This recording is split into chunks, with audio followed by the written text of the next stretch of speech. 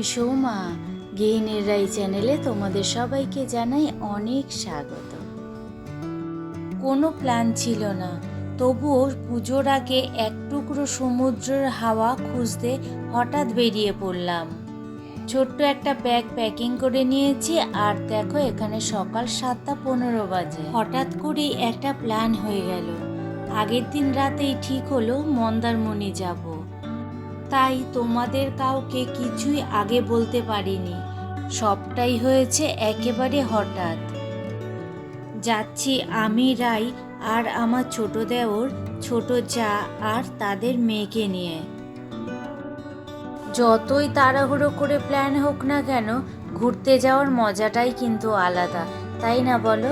চলো, গল্প করতে করতে চলেই এসেছি। আর দেখাই তোমাদেরকে, এই হলো আমাদের বাহন। এটা করেই আজ যাব মন্দারমণিতে। চলো, দুগ্গা দুগ্গা করে এবার বেরিয়ে পড়লাম। এবার গাড়ি উঠেছে হাইওয়েতে। শহরের কোলাহল অনেকটা পেছনে ফেলে এসেছি। বাইরে তেমন এখন কোনো যানজট ভিড় দেখা যাচ্ছে না। আজ আকাশটা বড়ই সুন্দর। গাড়ি ব্রিজের ওপর দিয়ে যাচ্ছিল, আর সেখান থেকে হঠাৎই চোখে পড়ল দক্ষিণেশ্বরের মন্দির। ওই যে দূরে দেখা যাচ্ছে। নদীর ধারে দাঁড়িয়ে থাকা সেই লাল সাদা মন্দিরটা দূর থেকেও যেন কি অপূর্ব লাগছিল। গঙ্গার জলকে ছুঁয়ে দাঁড়ানো মন্দিরটা প্রতিফলক দেখে মনে হচ্ছিল ছবির মতো দৃশ্য। রাস্তা দিয়ে যেতে যেতে কত কিছুই না চোখে পড়ল। হঠাৎ চোখে পড়ল কয়েকজন বাইকে রাইডে বেরিয়েছে। প্রায় 15-16 জন একসাথে চলছিল। মাথায় হেলমেট, কারো কাঁধে ব্যাগ, সবাই মিলে লম্বা লাইন করে রাস্তা দিয়ে ছুটে চলেছে।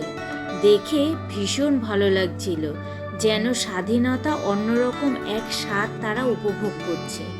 এক মুহূর্তের জন্য মনটাও চাইছিল যদি আমিও তাদের সাথে যেতাম। রাস্তায় হাওয়া খেতে এভাবে চলার মজা নিশ্চয়ই আলাদা, কিন্তু জানি এটা আর কোনোদিনই সম্ভব হবে না আমার জন্য। তবু দূর থেকে দেখে মনে হচ্ছিল স্বপ্নের মতো একটা দৃশ্য।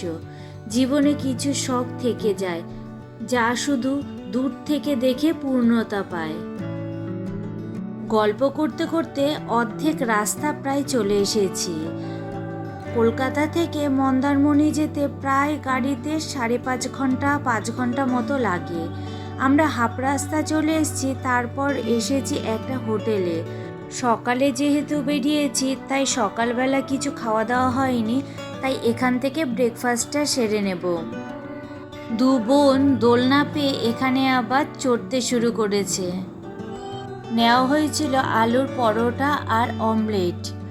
খাওয়া দাওয়া সেরে এখন আবার চলো বেরিয়ে পড়ি।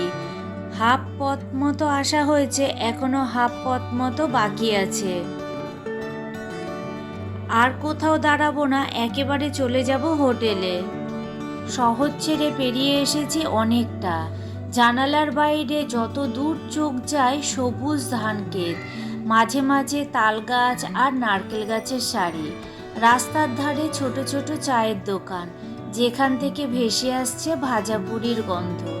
সবাই মিলে গাড়ির ভেতরে বেশ আড্ডা মজা চলছে।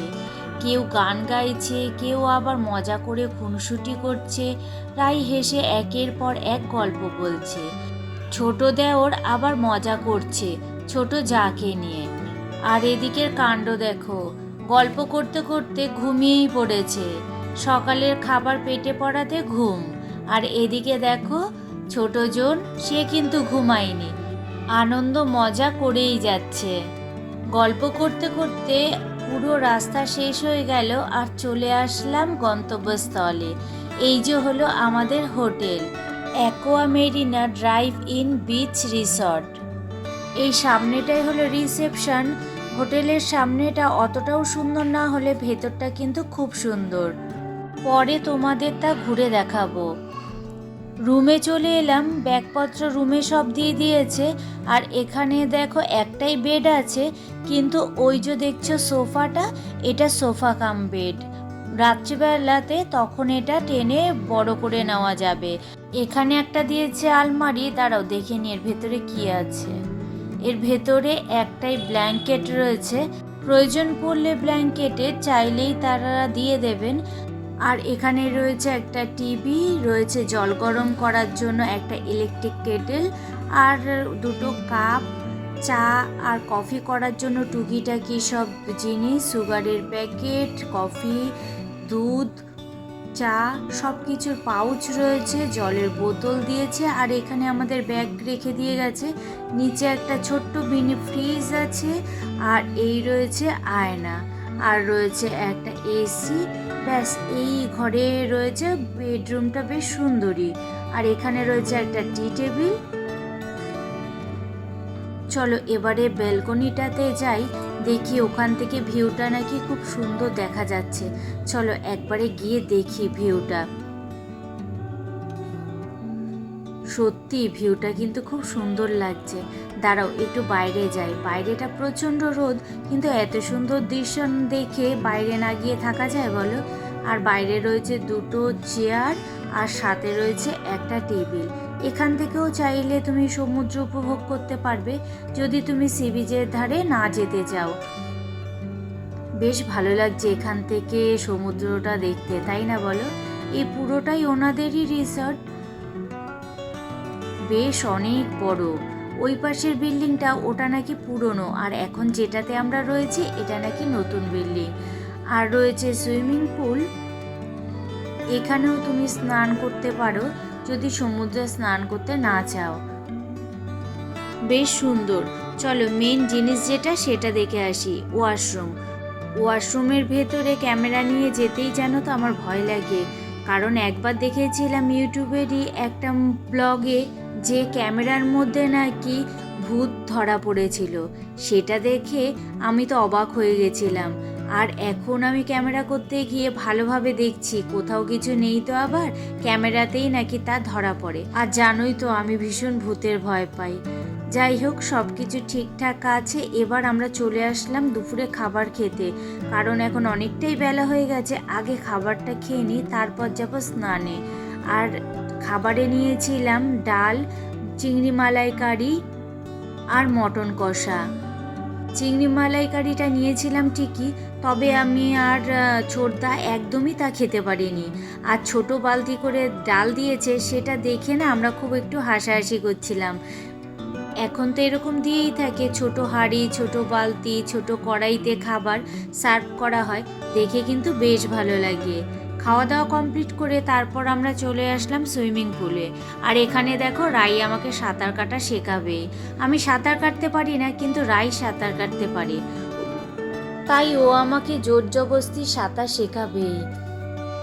ছোটবেলায় রাইকে সাঁতারে ভর্তি করেছিলাম, সেখান থেকেই ওর সাঁতার শেখা। এই দেখো কাণ্ড, আমরা তো চলে এসেছি ওপরে, রাই তো কিছুতেই আসছে না। ওই দেখো এখনো পর্যন্ত সাঁতার কেটেই যাচ্ছে। আর পাশেরটার মধ্যে ওর বোন রয়েছে। যতই পুলে সাঁতার কাটতে পারুক না কেন, রাই কিন্তু পুকুরে সাঁতার কাটতে পারে না। ও প্রচণ্ড ভয় পায়, পুলে আবার সেই ভয়টা পায় না। বিকেলবেলা রেডি হয়ে বেরিয়েছি একটু সমুদ্রের ধারে হাঁটবো বলে। আজ আবার তো চন্দ্রগ্রহণ, তার জন্য জল একটু পরেই কিন্তু চলে আসবে অনেকটা। গ্রহণের সময় নাকি সমুদ্র খুব উত্তাল হয়, তা আজ চোখের সামনে দেখতে পাবো। আমরা সি বিচের ধার ধরেই হেঁটে চলেছি। ওই দূরে আলো জ্বলছে দেখতে পাচ্ছ, ওখানটায়।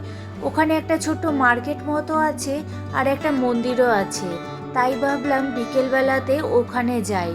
এখন সূর্য অস্ত যাচ্ছে, পরন্ত বিকেল, সমুদ্রের ধার, হাঁটতে বেশ ভালো লাগছে।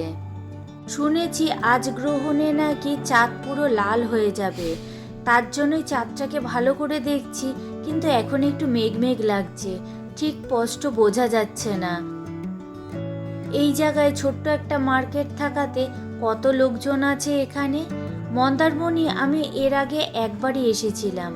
দীঘাতে গেছি প্রচুরবার, কিন্তু মন্দারমণিতে একবার এসেছিলাম, তখন ছিল প্রচণ্ড পরিমাণে ফাঁকা। সন্ধ্যের পর কেউ আর সি বিচে আসতো না, কিন্তু এবারে এসে দেখলাম মন্দারমণি বেশ জমজমাট।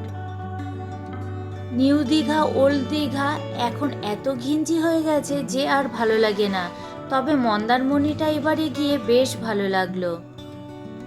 এই মন্দিরটা এখানে রয়েছে, কিসের মন্দির সেটা নাম লেখা নেই, তবে ভেতরে মন্দিরে ঠাকুর রয়েছে মনসা মা।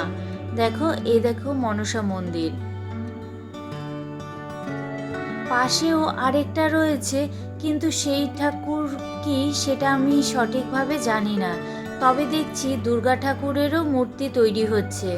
এখন আর সমুদ্রের ধার ধরে হোটেলে আসতে পারলাম না, কারণ জল উঠে এসেছে পাড় পর্যন্ত। এখন অনেকটাই রাত হয়ে গেছে, তাই রাতের খাবারে নেওয়া হয়েছিল ফ্রাইড রাইস, গার্লিক চিকেন আর চিলি চিকেন। অনেকটা রাস্তা জার্নি করে আসা হয়েছে, তাই সবাই আজ একটু ক্লান্ত, তাই তাড়াতাড়ি খাওয়া দাওয়া করে শুয়ে পড়া হবে। চলো, আজকের ভিডিওটা তাহলে এখানেই শেষ করছি। দেখা হচ্ছে তোমাদের সাথে অন্য কোনো দিন অন্য কোনো ব্লগের সঙ্গে।